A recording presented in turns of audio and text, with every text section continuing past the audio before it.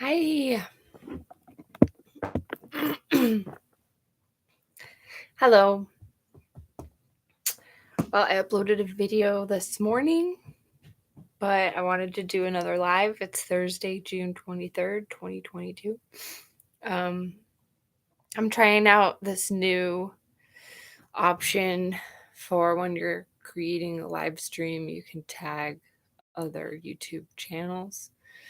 So I tagged Utah Stories. It's a website run by my cousin, but he doesn't have anything to do with my channel except that I'm one of his big fans and I really appreciate the work that he does. So I wanted to share with you a live stream that he did today about homelessness in Salt Lake City. I think it's really important conversation, even if you're not from the United States or from Utah. It's just something that we need to start discussing. And I'm going to be reading this book over the weekend. I've had this book for a few months now. Professor Hamamoto, Daryl Y. Hamamoto. He's he's on fire lately. He's getting in a good groove, and his live chats are always really engaging. And I think, yeah, that's how we just keep doubling down on our own efforts, is we just keep telling people about who's inspiring us and who's causing us to, get that like energy, I guess, from, finding out something new rather than getting that feeling of dread. So, I like the idea of mental preparedness, and that's my goal. Why I'm so interested in looking into all these various topics, even if, you know, some things might be complete BS. It's like we need to understand better what other people are believing. We can't just call it all, mental illness and conspiracy theory, okay? Now, I don't have the education, the background to understand all of these subjects, but what I do have is an insatiable interest, and I think there's always going to be those folks that care too much and those that care too little. So, I'm just trying not to get burnt out. It's like I don't want to know every single thing, but I do want to be open enough to like hear something new and then look into it more for myself and hear about the different perspectives. So I've been following some really cool content lately, but for tonight's show, I just want to commend the work of everybody over at Utah Stories. It's the brainchild of Richard and Golda, but also many others. So I've always really admired the work that they're doing, and I want to let people know about it. And I think one thing I've learned from Professor Hamamoto, and others, but I think he's the one that really led me to this exact conclusion, which is, yes, we have to do this work on our own. He's just giving us his sense of the world, and he's giving us a lot of different topics that we might then go and grab onto and create our own studies from. And so those are the folks we really need to support in the society that we hope to create in the future. It's always moving. It's always changing. Oftentimes we're doing the retroactive accounting for what's been going on, right? Where Professor Yamamoto calls it the cultural forensics. We're looking at the crime scene of the past and how history's been packaged and rewritten and repackaged and rewritten and marketed and sold and advertised. All these different, one side versus the other arguments, when really there's, so many more perspectives than just that dichotomy. And I've just been really trying to figure out how to explore the things that actually make me uncomfortable. You know, that's really where I'm coming from. Is like I've bought into a lot of bullshit before. I've been skeptical of things that maybe, had more truth in them than I was willing to admit. So it's just important to me that I'm able to document this whole process for myself, and then also just invite others to kind of join me in having conversations with difficult subject matter and also a sense of humor. So that's one reason that I think everybody should be on Hamamoto's channel, checking him out. And then, to bring it back to what Utah Stories is doing, we've got to do the same work to take that influence and apply it in our own unique ways and our own unique voices to the things that are happening, right in our backyards. And I think we often just get these blinders and we can't even see what's transforming all around us. I myself don't recognize Salt Lake City anymore because I don't go down there every day to work. I don't live downtown anymore. And so I have to force myself to pay better attention to what's going on locally, while I'm also trying to decipher things in a larger scope, such as national and international issues. And I'm just, I feel like I'm getting into my groove of creativity and inspiration. And I know that when I'm able to read, I'm able to draw, color, doodle, when I'm excited to have conversations on the phone with friends, when I'm excited to do live streams or to record and post content, that's when I know I'm in that groove. And one thing I was thinking about a lot recently, and listening to a few different podcasts and YouTube channels, is um, the idea of spirituality. And I think there's the cheap version where you're just sold some ticket to like enlightenment without going through the actual initiation of it. And I think one thing that I've witnessed is this culture of, it's like the LGBTQ, etc. community is continues to just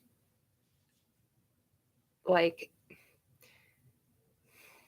well, I should say there's specifically in Salt Lake in Utah, there's a lot of ex-Mormon communities coming together. And I was reading a post from Kate Kelly, who was excommunicated from the church. And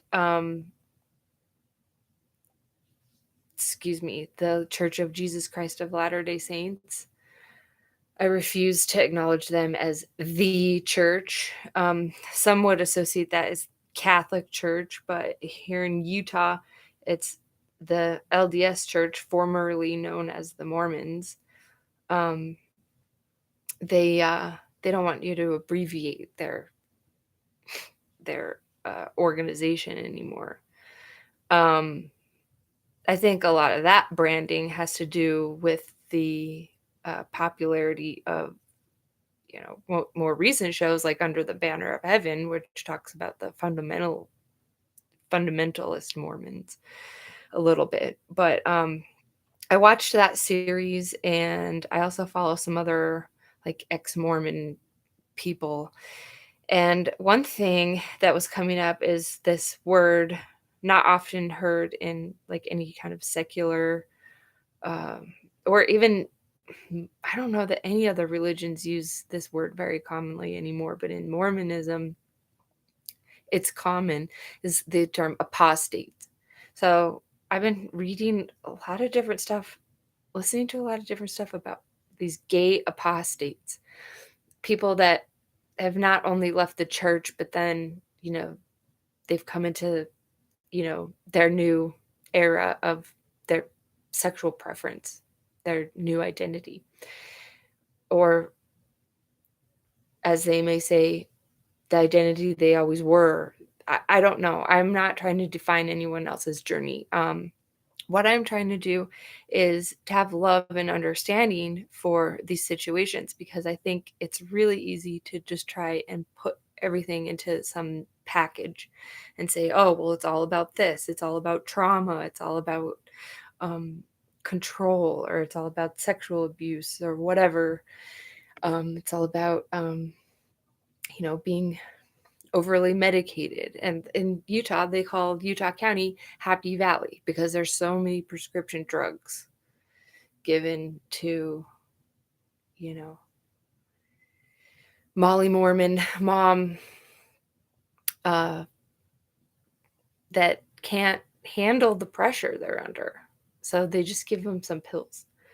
Um, I'm just trying to wrap my head around all these things, I'm not trying to come to conclusions. But yeah, as a cis woman, um,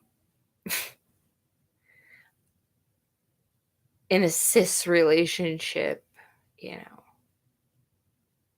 my children are my biological children, and I'm still married to their biological father. And that's, frankly, that's a fucking unicorn these days. So I feel really fortunate to know who I am and um, to know my husband as best as you can know someone else. And how I know him is the person that helped me to understand that my past experiences with men doesn't define men. And, he helped me to understand that, yeah, people can be loyal. And I think that at first, what I really appreciated about him as a friend was just his gentleness, his willingness to um, pursue me, but almost like he let me put him in the friend zone, and he was maybe not happily there in the friend zone, but he didn't continue to pressure me, you know? He let me fall in love with him in an organic way by just talking every day, hanging out, watching movies, watching TV shows. So yeah, I think in those days before we had children, we were both like floundering, but when we found each other, we were able to drop a lot of our bad habits. We still have many, but we were able to drop a lot of our toxic people in our lives, and we could focus on each other. And we tried to support each other, and he helped me with my side gig at the time, which was walking people's dogs. And he'd just hike around town with me. And, we have two beautiful children, and it's not all perfect. It's not all romantic, but it's real. And he's been able to develop himself with his art. And I always admired his drawing skills. And so all the pennies we could gather over the last uh, 10 or so years, we've tried to keep him stocked up with those art supplies, and he's cranking out paintings. And it's it makes me so happy when I see that he's in a place where he wants to create. And he's always been really supportive of me having my uh, my own career, my own friends. He's not intimidated by me having male friends. He understands I'm a hot piece, but I'm also like not gonna fuck up what we have. So, it's great. It's just awesome. And I'm just so grateful that the doom cloud from 2020 has begun to lift. And one of my friends and I were talking on the phone today about that they were feeling that sense of doom for quite a while. And now I just feel strength. Maybe it has everything to do with getting a job that allows me to be physical, that requires me to be physical, and yet it's not overly demanding. So it's very nice for me because I do have stamina. Um, I'm not strong enough to lift 50 pounds all day consecutively like a lot of labor jobs out there. So I don't know. I just have a lot on my mind, and I thank you for listening to any of these. Please go back and check out some of the older ones if you would. Just play them, hit the like button, leave comments on some of my old videos. I just want to kind of continue to gain a little bit of traction for this while I plan on my future format for whatever this becomes. But I feel like we're just joining in on the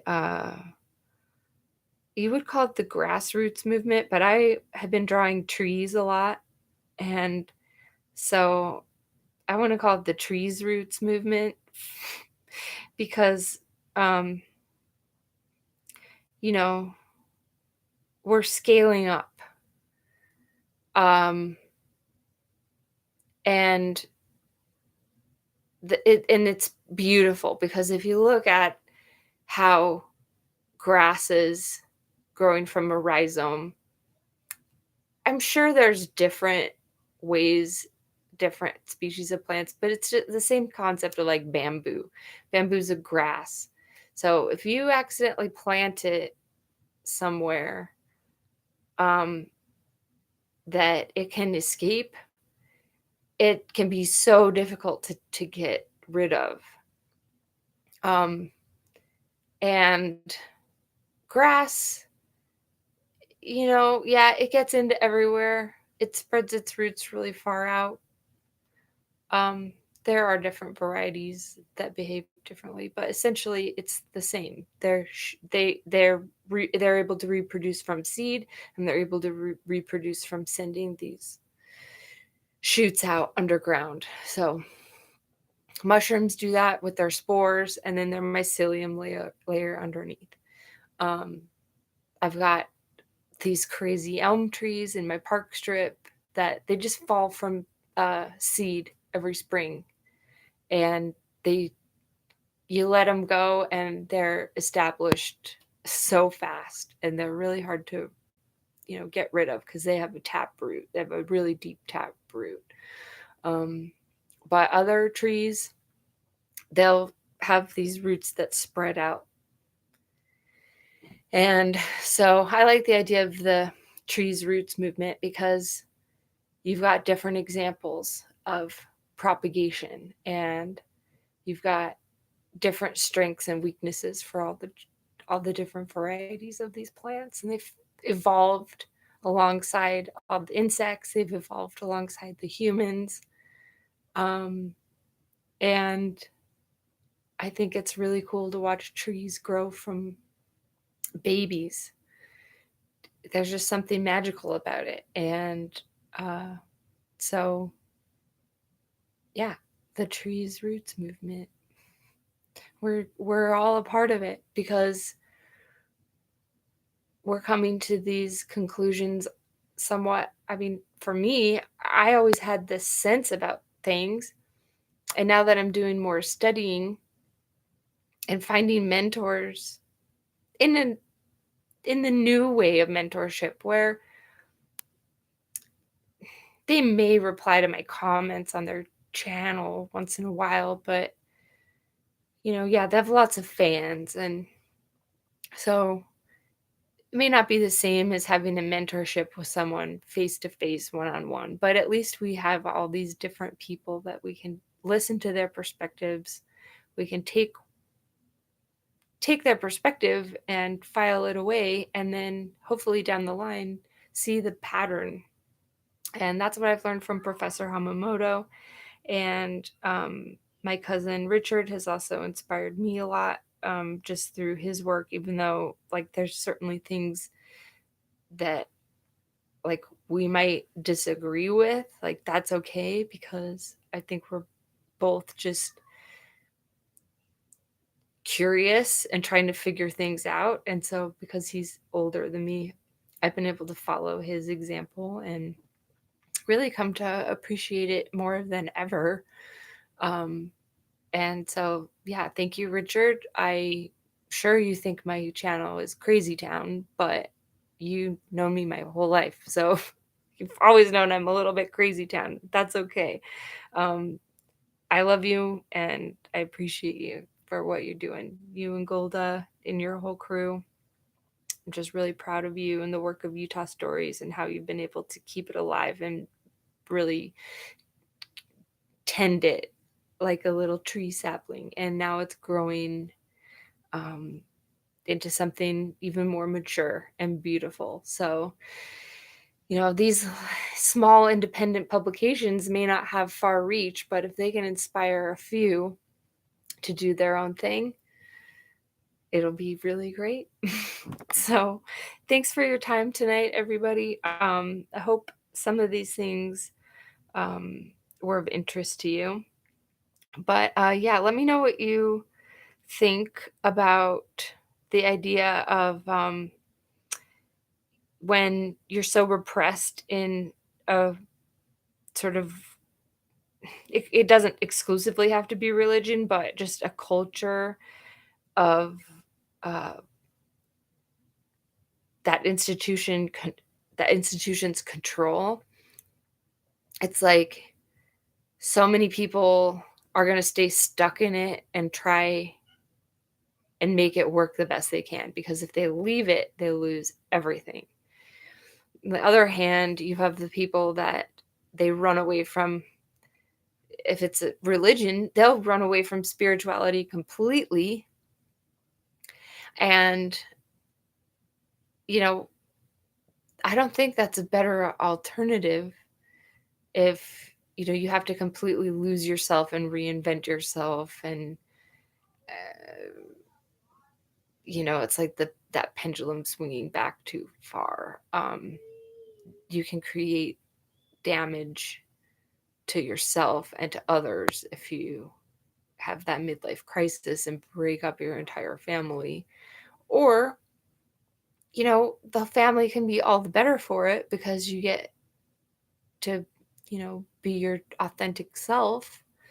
And being the child of a gay man, I'm outside of the LGBT community, but it's always been a part of me. It's always been something I've had to think about philosophically, that your sexual preferences and whatnot are not a character trait, as it were. But um, I still think that there's roots to these issues that should still be allowed to be discussed by so-called cis people. We shouldn't be excluded from a conversation because we're not seen as part of the community. So that's where I'm grappling with right now, is just how do I have these conversations with love and respect and ask questions and not get torn apart because I'm not in the community. When it's like, aren't we all trying to build community that in heaven we would all be accepting of one another? Like we'd finally drop all those facades and just get to be our pure heart selves. So I don't know. That's where I'm at. Um, I don't I don't want us to have to make a choice of like being in a controlled institution or being spiritually dead, and I don't know, maybe people find their truth through escaping that trauma. Maybe some people never can escape it. But as I mentioned, my link in the description uh, is for Utah Stories to the homelessness in Salt Lake City issue. So I really think that applies broadly. I think everyone should take a listen to it. It's just interesting that he had to sit down with two different people. You have to kind of um, skip through some of the parts. It was a live stream and there were some breaks.